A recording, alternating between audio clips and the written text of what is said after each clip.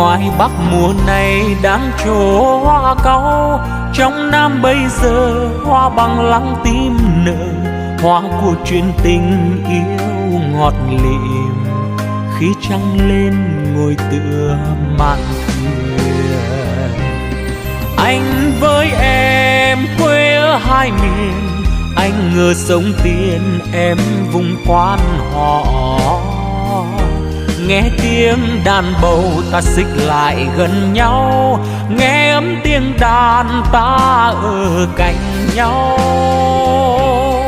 Anh với em quê ở hai miền, trăng soi rừng tràm, trăng sáng trong đồng lúa.